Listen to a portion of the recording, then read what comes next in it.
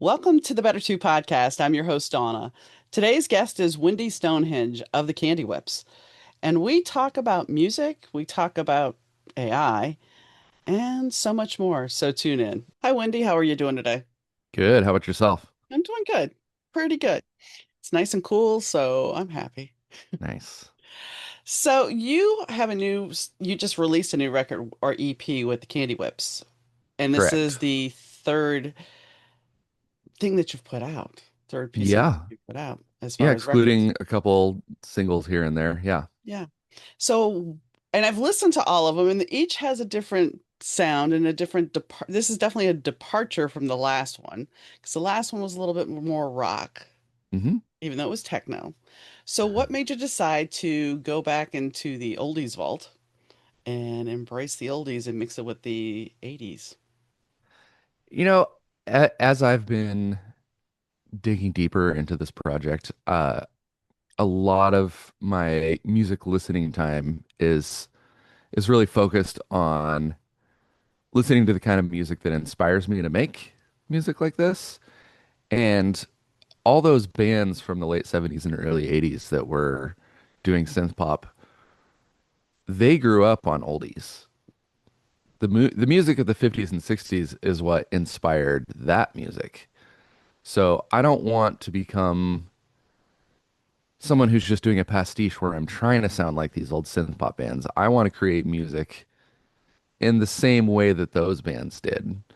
So reaching back and finding their influences kind of helps me be a better songwriter. Well, when I listened to it, it kind of reminded me of something you might find in a Blade Runner movie. I love that. Because I mean it's the mix of the eclectic but also the big band type music and just mashing it up. And when you look at Blade Runner, it was a mashup of everything. Yeah, absolutely. The best things always are. Yeah. So, did you grow up listening to a lot of 50s and 60s music, or it was just when you're going back to revisit the 70s and 80s? No, I definitely grew up on oldies. When I was a kid, the radio was always on in the car. And if my dad was driving, it was usually classic rock, and if my mom was driving, it was oldies. And so I spent a lot of time listening to oldies radio, and that just doesn't exist anymore. No, no. I mean, I can sit here and name the stations that were around in New Orleans when I was growing up. And when I lived with my teacher, she was definitely into the 50s and 60s, where my parents had their own. My dad was more the rock guy, like you. hmm And then my mom was more Carpenters, Barry Manilow, those type of things. Uh-huh. And I mean, when you look at that, the diversity there, it's like it gives you a different plate or palette of music. And I still remember going down to New Orleans for a visit one time. And my dad, I hadn't seen him in a couple of years. And last time I really listened to music with him, he had gone into the whole country fad. So Willie and Waylon, and that was the whole thing. And I get in the car with him, and he's got Dead Man's Party, Oingo Boingo cassette. Uh-huh. And I was like, that's the most awesome cassette in the world. But it wasn't what I was expecting from him because, here he is, Mr. Rock and Mr. Country. And it's like, okay. So I think when you look at those people, you don't really think, I mean, you make a good point. I don't look at that music from the 80s and think, well, yeah, they grew up listening to the 50s and 60s. But it's a hmm very true statement. Yeah, for sure. So, what inspired you to get into music, period? I mean, was it being that kid, having the diversity between your two parents, or what inspired you to say that I want to play music? I don't remember ever not thinking I was going to be a musician when I got older. Okay. Um, it just I don't think I was even actively pursuing it as a child, but it was just inevitable that that's what I was going to do when I was older. And so, I did choir and concert band and stuff when I was a younger kid. And then when I got to high school, I started playing drums in rock bands, and I haven't quit since. And I have to say, on your Instagram, there's a picture. I believe that's you as Captain Picard. Is that correct? No, that is the Candy Whips drummer, Warren. Okay.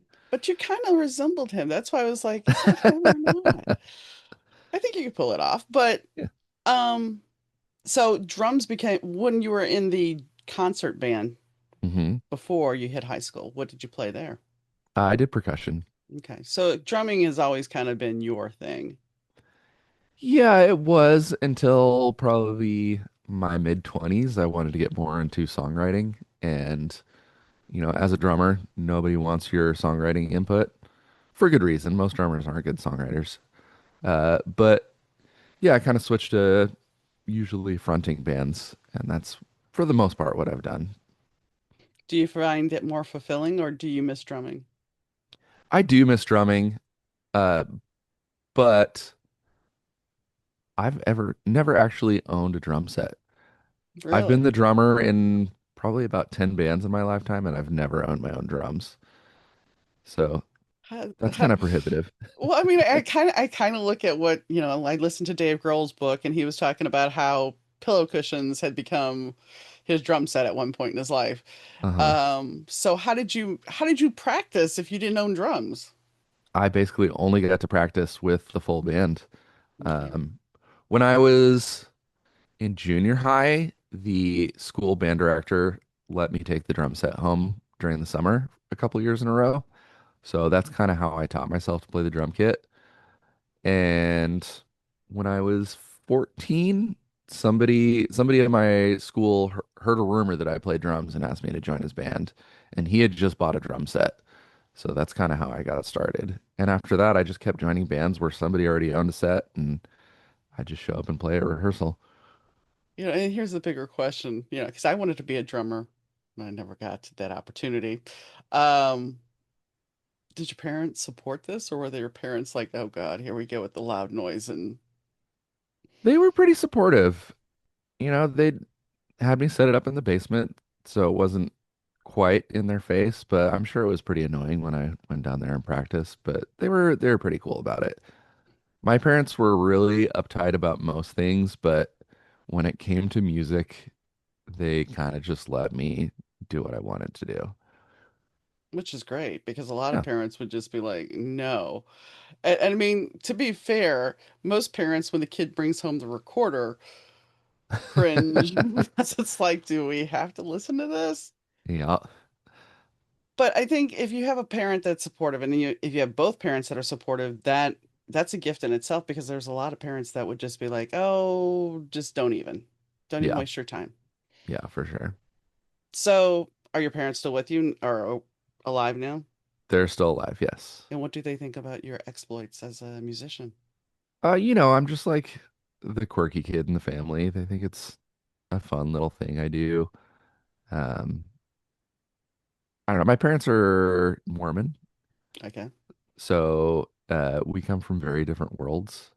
I don't think they fully understand the music thing. Neither of them are particularly creative people, but they're cool with me doing my thing, and they'll watch my music videos every once in a while. And you know, sometimes when I go home to visit grandparents or wherever, they're like, "Oh, I heard your new song. It was cute." And you're like, "Cute. It wasn't supposed to be cute, but it's okay." But this is the thing. It's like, and I don't think people totally understand that it is a gift when your parents, even if they're not creative, they still allow you to be creative.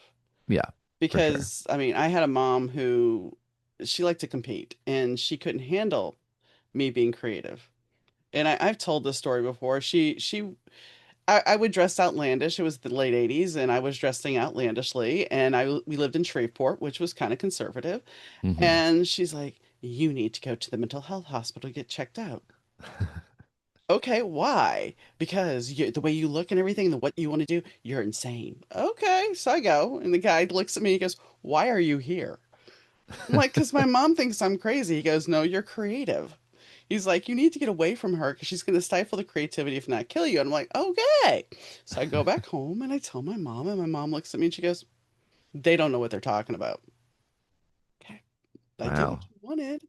So appreciate what you have because there's a lot of people that they don't understand creativity and they think, well, you're just off the rails.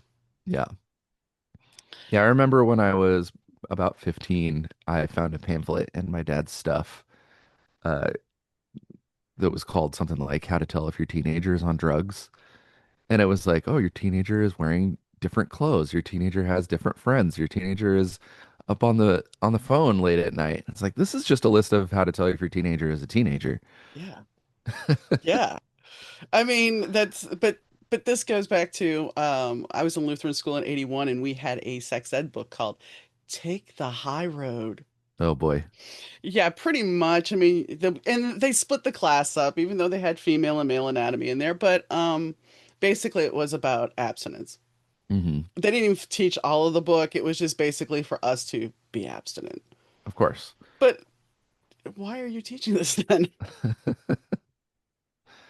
Kind of defeats the purpose. And I think that has a lot had to do in the 80s where they made parents look at their kids and vilify them because I Hmm. remember taking Drexoral cold medicine, which doesn't even exist anymore. And I had taken 2 doses and my pupils were really, really dilated. And my mom looks at me, she goes, "Are you on drugs? Are you doing drugs?" I'm like, "I took some cold medicine. That's it. You sure you're not doing drugs?" "Yeah, I'm sure. I'm sure." But I think they wanted kids to just walk this fine line and be preppy and that's it. Yep. You could not experiment and be a teenager. So what was it like being a teenager, after you found this pamphlet? What was that like for you? Because I mean, obviously now you're on your dad's radar. Sure. So were you like, okay, then I gotta like conform, or did you just was like, whatever? Oh no, I did my own thing. The funny part is I wasn't on any drugs when I was a teenager. I was just, listening to punk music and growing my hair long. Um, but yeah, I don't know. Like I never addressed it. He never addressed it. I just kind of did my own thing and kept to myself about it. And for the most part, they let me be. I laugh because I think it was 21, 22. My dad decides he's going to give me the just say no talk.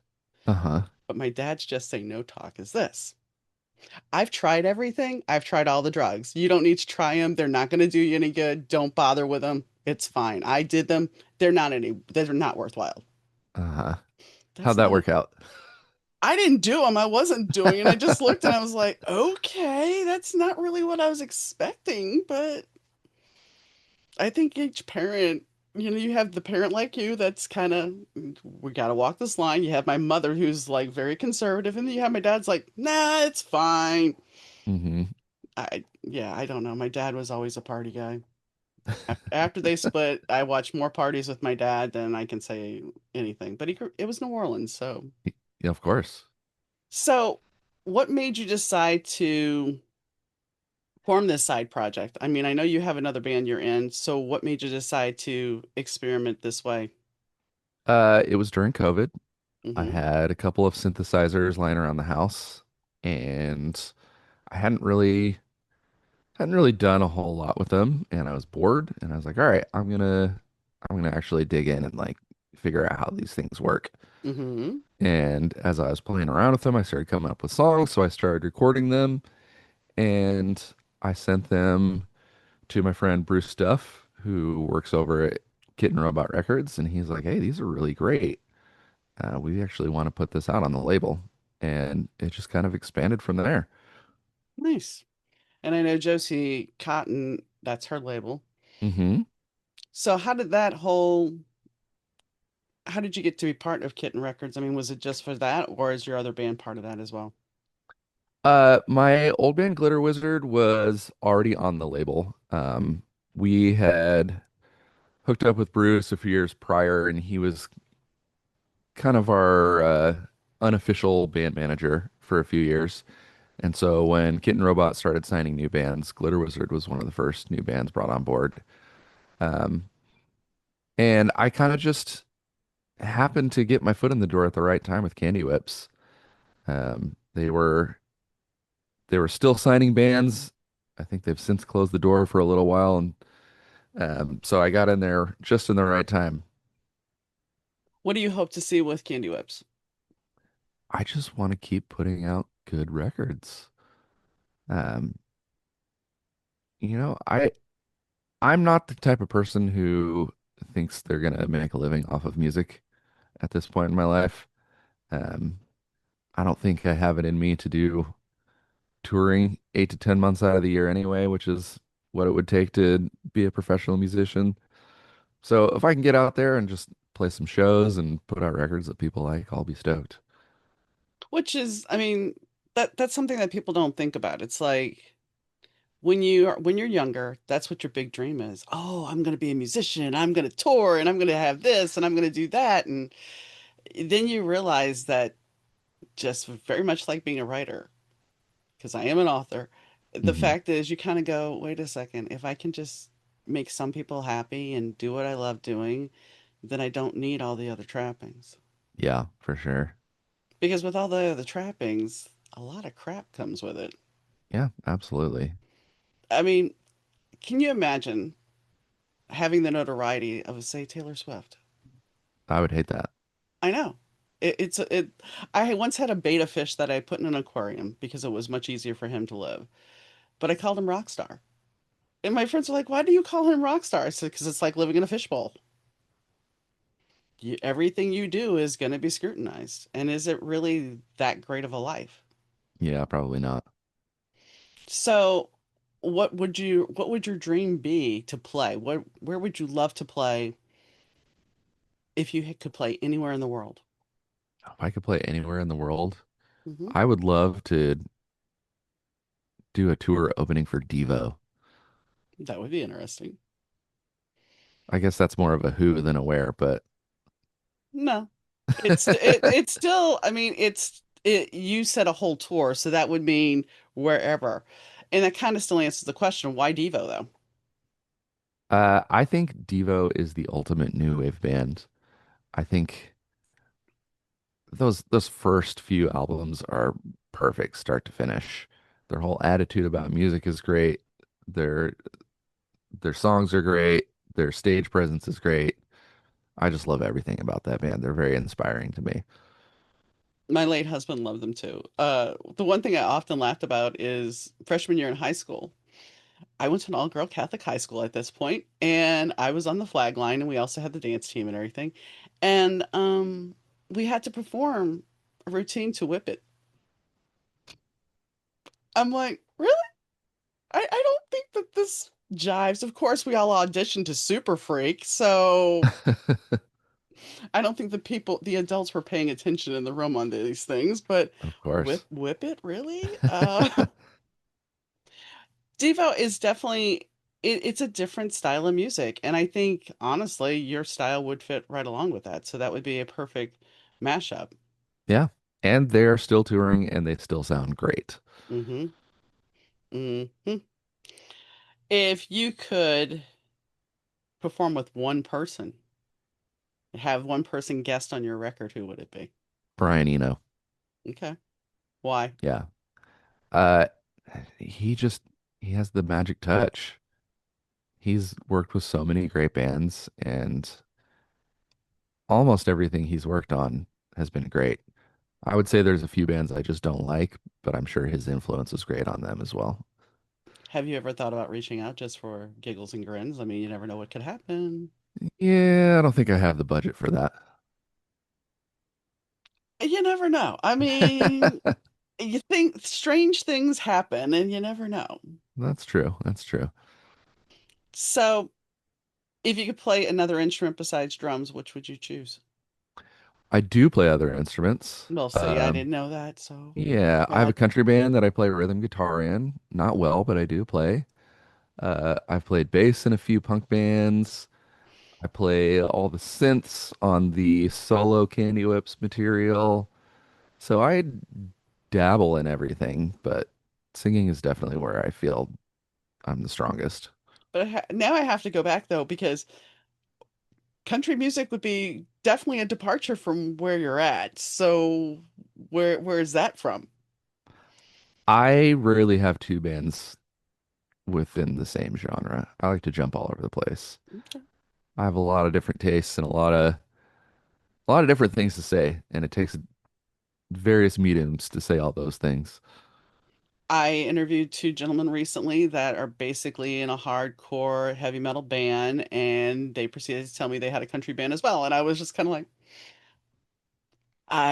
the diversity there is just it's hard to explain. The punk to country pipeline is a real thing. Apparently. Apparently. So if you could perform at the Bluebird, would you? Would you be excited to, or is that just no, that's not something I would do? I'd play anywhere. I could say something, but I won't. We'll play for, I mean, there are get people that play in people's living rooms. Would you do Sure. that? I've done that before. And do you like doing that? Would you? Yeah, some of the best shows I've ever played have been house shows. Um, you get 15 people crammed in a tiny living room with your full band and everyone's packed on top of each other and sweaty and drunk and it's great. And you get, I would assume you get a different vibe from the audience, a more personal feel, and there's good things about it. Has anybody ever been drunk and just nasty towards you, or it's pretty much the people and it's all good? I wouldn't say anyone's been nasty towards me. There was a time I was playing in a band called King Lollipop where it was my friend Cody from Shannon the Clams. It was kind of his solo project, and he had a whole drum line backing him up. There was anywhere from 3 to 10 of us at a time. And in the middle of the show, some drunk guy in the crowd kept coming up and being like, give me a stick, I want to play, I want to play." And we're like, "Dude, we've been rehearsing these songs for weeks. Like, how about you play a show and we'll come and ask to join your band in the middle of the set?" How'd that go? He shut up after that. Really? Yeah. Well, that's good because I mean, a lot of people wouldn't. Do you notice that, especially since COVID, that people are more out there stating their opinion and more No, I heckling? haven't. No? I haven't noticed that. Okay. I mean, in general, I've seen it happen with people where they're more just opinionated, but Hmm. I didn't know if it happens more at clubs now or not. Yeah, I haven't seen anything like that. That's good. It's very good because social decorum is not what it used to be. So, what do you do in your daily life for a day job? Do you have a day job since you're saying that you don't make the living at music? I am currently working part-time at a frame shop, and I am trying to find full-time work as a illustrator and or graphic designer. Illustrator. Yeah, So, that brings me to the infamous question of how do you feel about AI? I hate it. I hate everything about it. I think there are maybe a few technical applications where it could be useful, but 99% of what I see it used for is just bad. And every time you open up any app now, we have an AI thing for. I don't want AI. I don't Yeah, need I don't AI. either. I mean, even on Zoom, they have it. Even Mhm. on the hosting site that I have my podcast through. Oh, we have an AI that can co-host with you. No, I didn't ask for that. Gross. Yeah. What Who are you? wants that? Nobody. I mean, that's the thing. I don't think anybody does. And the people that do love I don't think they see the ramifications of not only hurting creatives, which I Hmm. think Dell's computer commercial I've seen recently, they're like, you have more time by using Dell AI to get creative. And I'm thinking, no, you're taking the creativity away. Yeah. But I don't think they realize what it does to creatives. And I don't think they realize what possibly can do to normal jobs. Eventually, it's going to take jobs away too. Well, the crazy thing, I live in San Francisco and the whole tech community is just like AI, AI, AI. You drive down the freeway, every billboard is for some jackass AI company. And what these people fail to realize is they are literally programming themselves out of a job. Hmm. Like it's gonna come for them too. The only people it's not gonna come for are people who do hands-on trades work or the people that own the AI bots. Yeah. And then you also don't consider, oh, look at this AI slop is so cute. Okay, but eventually you may not be able to shower, or your electric bill is going to be too high to pay because the data center is taking all the electricity and the water around your area. But that's okay. Your AI slop's cute, isn't it? Yeah. Yeah, I think we all need to make a concerted effort to shame anyone who uses AI, especially for creative purposes. there's a big thing in the author community about it, and readers are like, "Oh, well, you used an M dash. That's AI." And, "Oh, you wrote that she patted across the floor. She ran her hand through her hair. That has to be AI." AI was trained on what authors wrote, so Yeah. and I think people do run their hand through their hair. I used to. But I mean, it's ridiculous because readers are now coming at, and is it really readers or is it bots? That's the other avenue with the AI. We have all these Hmm. bots that will attack and leave comments that aren't even really genuine. Yeah, I can imagine it's a lot harder to parse out AI writing than it is with AI visual art. I feel like the signs are pretty obvious with the visual stuff. Did you hear what happened at Dragon Con this last week I with the did, AI and good for artists? them. Yeah. And I think that's important. Well, as far as writing, the people that are screaming AI, they're sending it into an AI verification tool. Okay, first you're scanning the writing of the person, and then you're asking it if it's AI when all the AI learned from writers. So, Yeah. and of course, then you had the record contract offered to the AI band. Uh-huh. Who's making the money off of that, by the way? That's a very good question because as far as I know, you can't copyright AI No, material. no, you can't. You can't.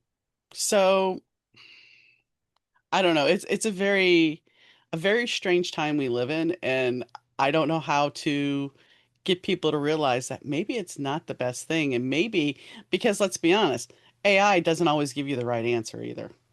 A lot of the time it doesn't. hmm So if you don't know how to research, I understand what these studies are saying that it diminishes your mind. Yeah, 100%. As if phones weren't doing that enough for us. Oh, this is true. This I love my technology because we get to do this, but yeah, it's something that has messed with us a lot. Sure. The bandwidth that we used to have for phone numbers even. Hmm. I can't tell you anybody's phone number anymore except my own. That's the only one I know. Everybody else is, oh, it's on my phone. Hmm. Yep. I know mine and I remember my parents from when I was a teenager and that's it. Yeah. And now it's just everything is taken care of. I mean, I think that's part of the issue is that I don't want to say we're coddled or catered to, but we are. We're used to instant gratification now. Yeah, 100%. So as a musician, that kind of affects you. When you put a song out, somebody is like, "Oh, when's the next record coming out?" Or "When's the next song coming out?" You just put this one out, but when's the next one coming out? Hmm. Uh, don't have anything planned. Um, I have a couple projects in the works. I'm doing a collaboration with a band called Mirthquake from LA. We're gonna put out a couple singles probably sometime next year. The Candy Whips band has about half of our next album written. So no due date, but we're halfway there. But see, and that's good because you have goals. But that's what's funny now with people, and that's where I was kind of going. People want things quickly now. Yeah. They don't realize the time it puts in there. So your tattoos, were you the graphic designer for those? I was not. A lot of them were done by friends. Um, yeah, I haven't actually designed any of my tattoos. Maybe you should. I don't know, it feels a little too weird to have my own art tattooed on me. I don't know, that just feels weird to me. Well, I've designed tattoos for many friends though. I have one tattoo, and I use part of my late husband's EKG as Hmm, part of my tattoo. And then I nice. realized afterwards that really wasn't a good idea. Energetically, that was not a smart idea. But too late now. It's on my body, and there you go. Oh. Um, what kind of graphic design do you do or illustration? Um, I kind of, I dabble in lots of things. Most of what I've done professionally has been stuff for bands. I've done a lot of t-shirt designs, album covers, concert posters, that sort of thing. Before COVID, I was more or less paying my rent with art money, but post-COVID, there's just not a lot of money in music, so um, haven't been getting as many commissions as I was used to, just because bands don't have the budget. So now I'm trying to branch out and look into other avenues where I might be able to use my artistic abilities. Do you run across young musicians that have all these hopes and dreams, and is it the same as when you were a kid that they think that they're going to have this big hit and they're going to blow up, or is it a more subdued dream now? Well, first of all, I don't run into that many really young bands anymore. I feel like rock and roll is kind of aging out. Okay. So most of the bands that I know are, at least in their late 30s, if not much older. But yeah, I don't know. I don't feel like I did run across any up and coming bands who really think they're gonna make it big and make a living off of it. I think most of us realize that that's just not an avenue for a career anymore. Well, and even the way record companies handle things now is not the same. Yeah, I mean, it used to be that you'd put out an album and you'd go on tour, and your tour would is basically an advertisement, so people buy the album, and that's how you make your money. But now nobody makes any money off of the albums because it's all on Spotify. So you're basically just in the market of selling t-shirts, and how many t-shirts can you really sell? Very true. Very true. And how many concert tickets now are, I mean, I have my original Olivia Newton-John concert ticket and it was like 12.50 for the show. Yeah, And I have my Live Aid ticket because I did get to go to Live Aid. It was $50 to see all of those acts in yeah. Philadelphia. My first And concert was Ozfest, and it was $30 for the whole day. yeah, yeah. And now it's like, oh, wait, you want a ticket? It's going to be 65 and that's up in the nosebleeds. Anything beyond that, it keeps going up. I'd say 65 is cheap for a big show in California. Well, this wasn't that big a show, but and it was the nosebleed seats, and it's just like, yeah, I don't want to, I might as well just stay home. Yeah, for sure. So, what gives you hope then about being a musician still? Is it just the passion of playing? I don't have the option to not be a musician. Fair. It is what keeps me sane. There have been periods in my adult life where I go a year or two without having a band that's doing stuff, and I go crazy. No, I can understand and relate because if I don't write at least once a week, it gets to me. It bothers me. It just messes with my psyche. And it's not that anything's off. It's just there's that passion, that creativity, that creative drive that needs something. Mm-hmm. And 100%. I think that's a lot of people because I do read cards and I've had people that'll come up and I'm telling them, you need to be creative. Well, I'm not creative. Mm-hmm. You're creative, you just have not embraced it in a lot of cases, I think. Yeah. Because 10 to 1, you were in school as a kid and somebody told you you can't draw. You can't do Mm-hmm. that. And you have to buck the system occasionally Yeah, for sure. and follow that passion. What made you decide to become an illustrator? I mean, that's another thing I've just been doing my entire life. Um, I was winning the grocery store coloring contest when I was 6 years old. I've just been drawing my whole life.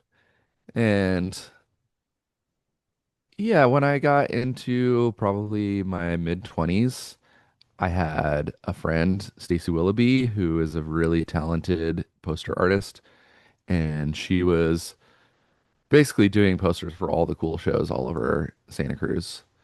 And I found that to be really inspiring. So I started making posters for my own bands and eventually became the artist for a local venue there. And that's kind of how I got started professionally. Just grew it from there. Have you always lived in California? No, I have lived in California my entire adult life, but I grew up mostly in very rural Illinois, Where at? near Champaign, if you're aware of Well, I'm in that area. Roscoe near Rockford, so that's why I was asking. Oh, okay. Yep. So southern Illinois. Yeah. Yeah, my late husband's family grew up in they lived in Beneld, which Okay. is down that way. Hmm. So I kind of know where you're talking about. Yeah, right smack dab in the middle of the state, surrounded by corn. One of the first radio stations I worked at, I was in the middle of a cornfield. That sounds about right. Yeah. It was in Indiana, but it was just like everybody's like, "Oh, you're a disc jockey. It must be prestigious." No, I'm in the middle of a cornfield. And when I went down to Louisiana, I was in the middle of swampland. So no, nothing prestigious at all. But it was fun. So what made you decide, hey, well, I know why you wanted to get out, but what made you decide to move out west? Um, so I was living in Colorado by the time I graduated from high school, and my high school girlfriend and I were going to move to Laramie, Wyoming to go to college. Don't know why, but that's what we had decided. And we went to sign up for our classes, and it turns out that the counselors had lied to both of us, and they didn't actually offer either of the degrees that we were pursuing.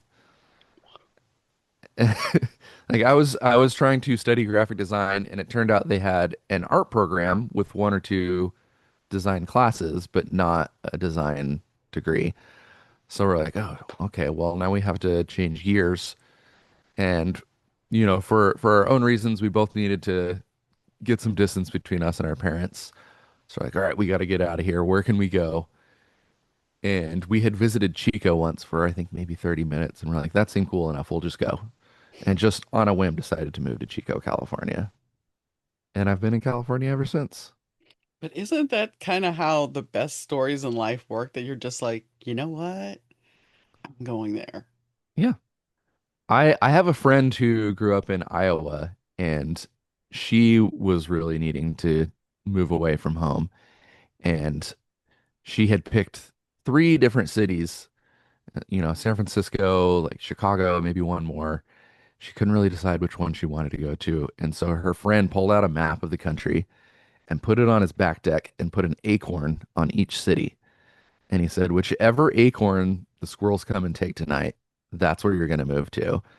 And so he called her up the next morning. He said, pack your bags, you're moving to San Francisco. And so she did. And when she got to San Francisco, he called her and he's like, you know what? They actually ate the Chicago acorn, but I know you'd like SF better. Sneaky. And so did she stay out in San Francisco? She was in San Francisco for a long time. Nice. Yeah. Nice. I remember I came up here, I left India and I came up to Chicago, and then I went back to New Orleans for a bit because my dad's like, "Hey, you got a scholarship." I was like, "Okay." I was 27 and was like, "Okay." I was starting my life, had left my husband. All right. And I was down in New Orleans and I called in the psychic on the radio and she's like, "I see your career being based out of Chicago." And I'm like, there's no way in hell I'm going back to Chicago. Just no way. There's just no way. And I had a friend who read cards and she's like, there's something you're not doing that you're supposed to be doing. And I'm just like, I came up for a weekend, Memorial Day weekend, and it was like, yeah, I think I'm gonna go back to Chicago. So my friend pulled my cards the next week and she's like, yeah, that card fixed itself. So you're on the right path.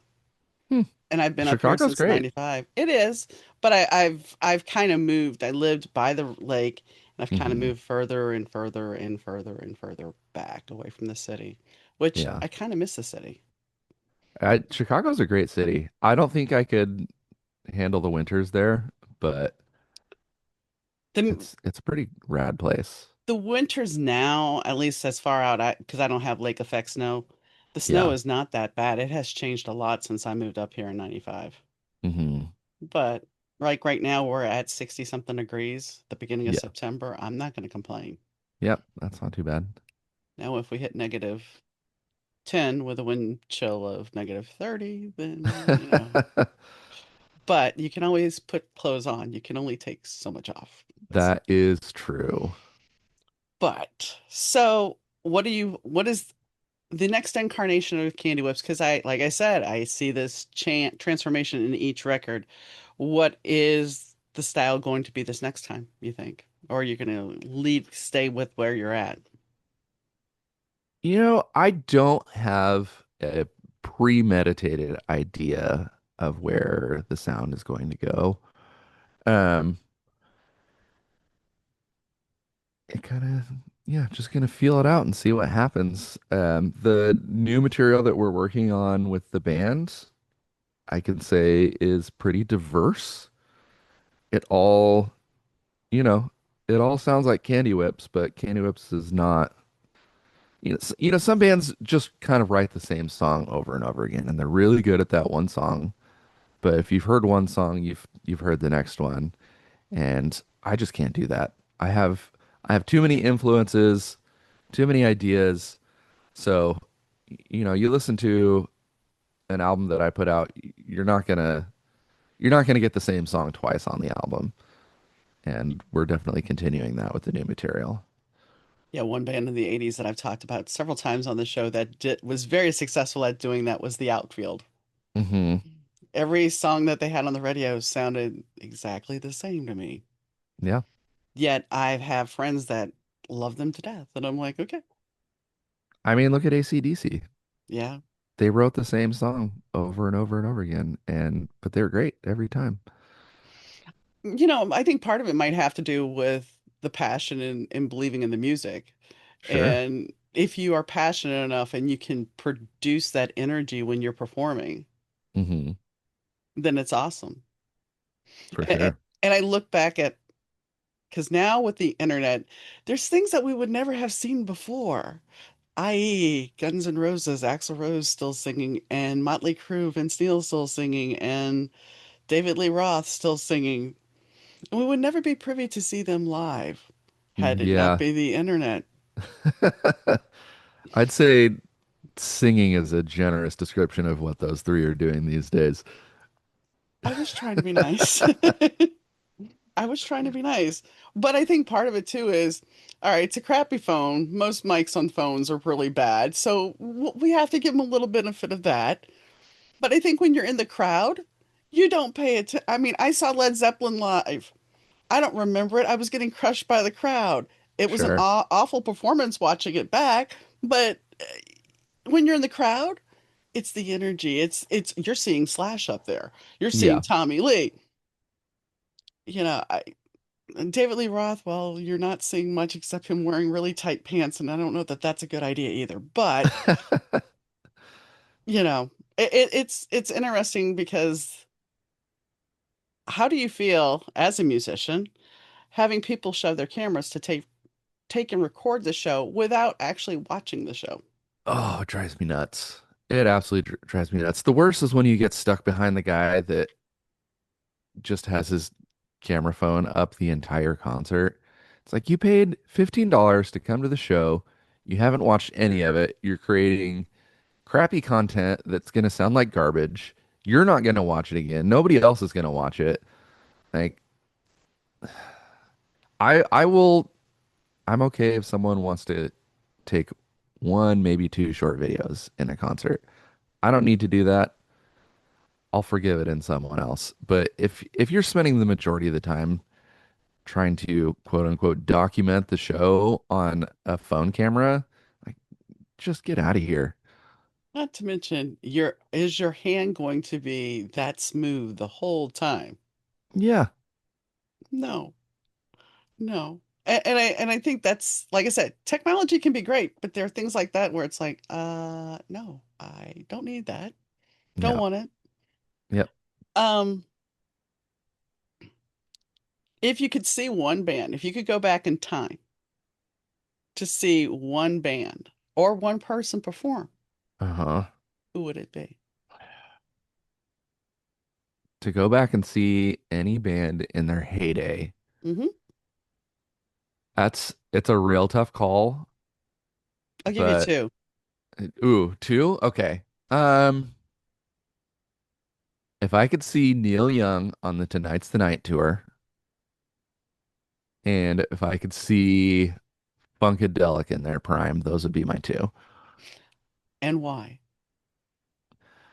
I mean, Funkadelic, I've seen, little clips, coming down on the mothership, and they've just got all the costumes and all the guest appearances, and like, it just seemed like such an amazing show. And, at the time, I'm sure they weren't playing like huge clubs, so to have to have that level of show in a more intimate venue just sounds incredible. And Funkadelic is one of the greatest bands of all time, in my opinion. And then with Neil Young, I don't know if you've ever read Shaky, the Neil Young biography. I've read a lot of music bios, and that is by far my favorite. And the stories about them writing, recording, and then touring Tonight's the Night is it's just I don't know. I don't want to spoil it. You should read it, but that album really gets me. It just cuts me like a knife every time I hear it. And the live show that came out of that just sounds really incredible and a really special experience. I was really surprised with your answer because looking at some of the photographs for the Candy Whips, one person I would have thought you would have said was kind of influential would have been Bowie. He was definitely on my short list. Um, yeah, he'd be in the top five for sure. Did you ever get to see him play live? I did not. I was in line at Sears waiting for my chance to get my Ticketmaster ticket, and I didn't get it, so I didn't either. Mm, what a bummer. But he was an amazing performer, and he, very much like we are talking about, he had the ability to reinvent himself over and over again. Yep, and I really admire that. I think that's what gives a person a career or a band a career is by reinventing themselves. If they stick with the same mantra all the time while fans love it, then it's not evolution, and we all want an evolution for our artist. I mean, some of us do. Yeah, A yeah. lot of people don't. A lot of people get really pissed if their favorite artist switches it up a little bit. I mean, I guess the mainstream, yeah, that would play out, but in general, I would rather see somebody reinvent themselves. Yeah, I would Although, too. although there are people that we have said that they need to stop reinventing themselves and just go away, but that's beside the point. Um, when do you see yourself do you ever see yourself just saying, I'm done, I'm not going to play music anymore? Yeah, when I'm dead. Okay, fair enough. Fair question. Fair answer. Um, what do you think what do you think the music industry is going to look like in 10 years? Oh man, that's a tough question. I really don't know. I really hope people get it together to get off of the streaming services. Um, I I don't hold out a lot of hope that that'll happen, but it would be really nice. I feel like Spotify and all the others have really gutted the music industry. You know, it was already a very corrupt system, but it's gotten to the point where unless you're headlining stadiums, you can't make a living as a musician anymore. You know, I have friends who are in like pretty well known, not huge, but big bands, and they're struggling. They're touring most of the year and they're still struggling to pay their rent and support their families. And then, if they take 2 or 3 months off the road, they're looking for day jobs because they make so little as musicians that they just can't cover that downtime. Well, I mean, when you're talking about Spotify, it's like if you think back to the early 2000s, late 90s, we had Napster. Napster is really what started the whole dismantling, I would say, of the record industry.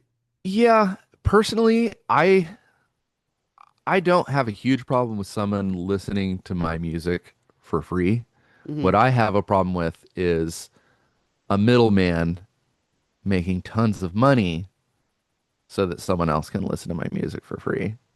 You know what I mean? Oh, as an author, there's a certain service that you can pay for that you can read unlimited amounts of books. I will not Uh-huh. name who. Um, and we get like I think it's 0.000001 for each page read of a book. Mm-hmm. That sounds familiar. Yeah, so I understand completely where you're at because same thing with authors, but yet somebody will say, "Well, I got my latte, but I don't want to pay $4 for a book." Yeah. But you should but so I'm gonna go pirate the book. Mm-hmm. So it's like, and music, I think they're a little bit more forgiving, But you better have paid for an editor. You better make sure the cover art's good. You better make sure. So I'm doing this for free and what? So I Yep. understand. I do. I get it. Yep. It's a brutal time to be a creative. But without us, think of how sad the world would be. Yeah. Yep. Everyone wants the entertainment. They don't want to pay for it. No, no. I've actually on Instagram yesterday, and this will kind of go back to what we were talking about AI earlier. They were like, authors, you want to turn your book into a movie? We can help do that with this AI program. Ugh. I'm like, oh, that's going to be real cute, I'm sure. I don't know. So, besides AI and graphic design and, getting away from AI, as far as what you hope to achieve in the next 6 months to a year with your music, do you see yourself playing shows? Yeah, absolutely. Um, we have a show coming up in San Francisco in November. And hopefully we're gonna get on the road, play some West Coast shows shortly after the new year.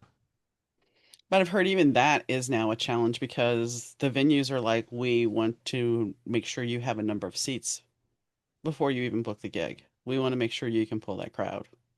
Are you Yeah. noticing that more? Um, I haven't noticed that more than before. I feel like that's kind of always been the case. The one trend that I have noticed is a lot of venues, it's getting harder to book because they're focusing more on DJ parties than live music. And so a lot of the venues that do have music will be like, okay, well, the show has to be over at 10 because that's when the like disco party starts. So you got to have these like early evening shows now, which is annoying. So would you, if you could play any place, and I'm seeing place in California, what would it be? Any place in California, like city or specific venue? Venue. Um, I don't know. I like playing small clubs, to be honest. Um, 150 cap room that's packed is the most fun show because the audience is right up on you. And I really feed off of that energy. I've played big festivals to hundreds of people at a time, and those are fun too. And when you're on tour, those are the money makers most of the time, and you sell a lot of merch. But yeah, it's all about a good packed small club for me. Which makes sense. I Yeah. mean, I've talked to bigger artists and we've talked about the energy exchange. And while there is this massive amount of energy coming off a stadium crowd, there's something more intimate Hmm. and more of a connection that you can, and also, I mean, then you can per se meet with your fans afterwards and actually talk to them and get to know them and see what's working and what's not working. Yeah, for sure. Which at a stadium, you're not really going to get that Hmm. because they're going to be churning through each and every one of you guys to go through and who's the next to act up, who's the next to act up, who's the next. And so it kind of loses its mystique, I would think. It may make money, but you're losing some of that For mystique. sure. So is there anything that we haven't talked about that you want to add? Hmm. I think we covered all the bases. I try to keep it that way. I thank you for coming on the show. Thanks for having me. So the conversation with Wendy was definitely interesting because the fact that I think as we dig into looking at technology in the future and creativity, it does affect us all. And, I write books about musicians in the 80s and the dreams and their aspirations of making it big and having this house and all these other trappings that come with that. That world doesn't really exist as much anymore unless the rare one, the rare person like Taylor Swift or someone else, Miley Cyrus, that blows up. But for the most part, that doesn't happen. We don't have those luxuries of the young musician who is, striving and thriving to make that dream a reality. And, now it's like, well, instead of working on that one record that you're going to put out, then you're going to tour, as we were talking about. Now it's like, well, you got to put out that single and you better have another single next month and you better do another single next month and you better. And so there's always this hustle. There's never just creating and putting it all together because people want that instant gratification. We are so hungry for more information, for more knowledge, for more entertainment.